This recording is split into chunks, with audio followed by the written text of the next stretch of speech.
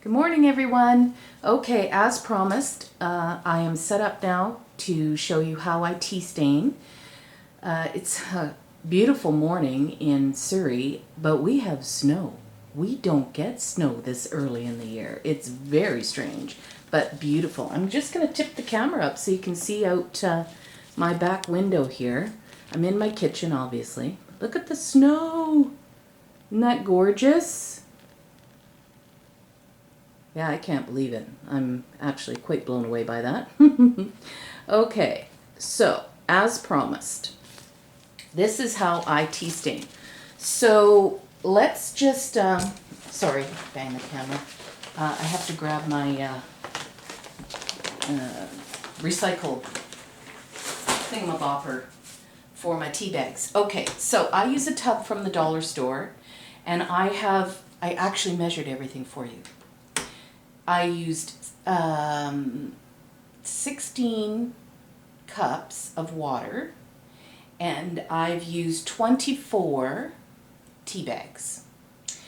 Generally I do, 8 cups, but this holds quite a bit. So, and with 8 cups I always did 12 tea bags, so I just doubled it.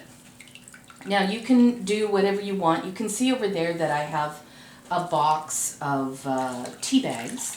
And they're just a mix, but they're black tea. That's all they are. An orange pekoe for, anybody who can't find one that says black tea. Orange pekoe is black tea.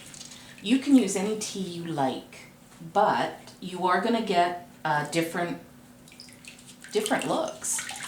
Some teas will give you a light green hue. Some will give you a light pink hue. You'll get different scent. Depending on the tea that you use. Some you can use a lot of tea bags and still only ever get a real light color. So depending on, what your ultimate goal would be, but you can see the color of this. It's quite dark. And that way I don't have to stand here and wait for it to, soak in too deeply to get the color that I want. You can see that I've got some trays here. I line my trays with tin foil, and I crinkle them up a little bit. When you do that, be really careful. Unless you use really good tin foil, I tend to use cheap stuff because that's kind of the way I roll. You don't want to put a lot of holes in it. So gently crinkle it up and then really smooth it out so it's pretty flat on your tray. But what's going to happen is that tea's going to accumulate in all those cracks, and then you're going to get a really cool pattern on it. So like I said, I have 3 trays. I'm going to show you 3 different things that I tea stain a lot. And it's different technique for each one. So I'm going to start with just, your plain copy paper. This is a 24-pound bright white. Staples brand, I think it is. So all I do is this one I will soak. Like, put it right in there.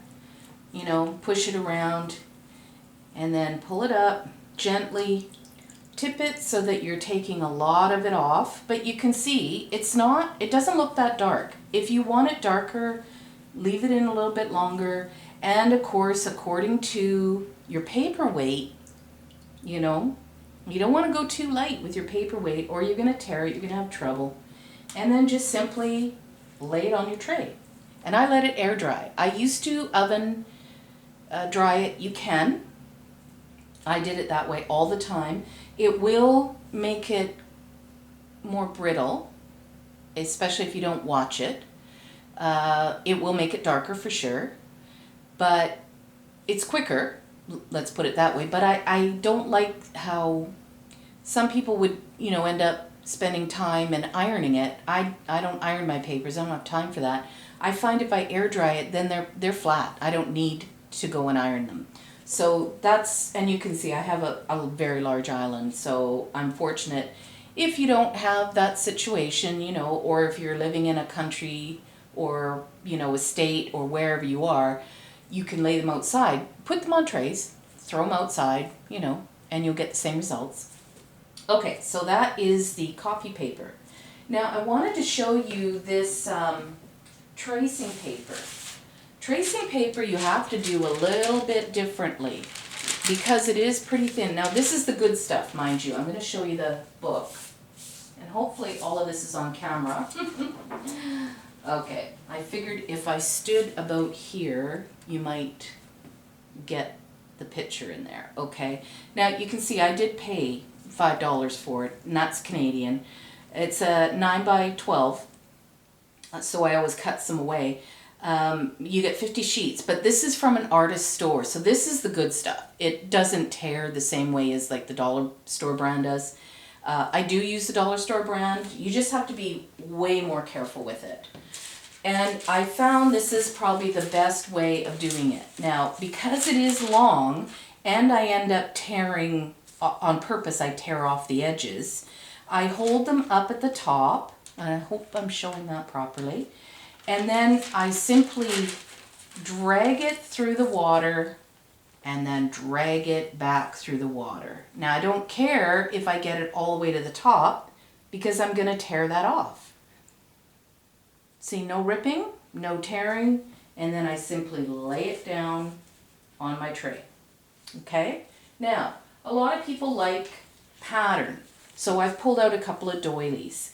And these are from Denise's store, and she's, I'll link it in the bottom. I can never remember. Tattered Dreams, that's it. And you do the same thing, but because doilies tend to be pretty delicate, you want to do the same thing, just really gently. Then if you want a pattern on your paper, you can lay them right over top. I brought two out so I could do that. Lay them right over top of your tray, and then you're going to get kind of a cool looking pattern. Just like that. Okay, just need some paper towel behind you guys, because my hands are drippy. Okay, so let's talk a little bit more about how you prep it. So I got the bin at the dollar store, cheap. I get my tea no name brand. It's always cheapest. And like I said, if you're doing 8 cups, I do 12 tea bags. You might want to do more tea bags if you're using a different tea. So that'll be completely up to you. I don't boil the water. I just use hot water. It steeps it just fine. And I leave it in for however long I think it needs to get that darkness. What else can I tell you? Coffee staining. I don't do coffee staining anymore. I did. But because I sell my books, I find some people don't like the scent the coffee leaves behind. With tea, you almost get no scent at all, unless you're using like a flavored tea. So, like I said, I'm sticking with tea. However, with coffee, I found the best results was the instant coffee, which you can pick up at the dollar store dirt cheap. And again, you just add your hot water and, you know, sprinkle it on tablespoon by tablespoon until you get that dark consistency that you want. And then however long you want to leave your papers in, that's up to you. But as you can see, I don't leave mine in very long and I get a nice result. So there you go. There's your tea staining 101. So I got to go back to work and, yeah, and the gloves. Pink. It's for my hair color. They send pink when it's breast cancer month. I wear gloves because otherwise you're going to look like a nicotine addict with the staining around your fingers. So I have to go back to work now and finish my book. I will talk to you soon, and please leave a comment. Let me know what you think, and if there's anything else that you need me to tell you, just ask a question and I'll answer you. Have a great day, you guys. Bye.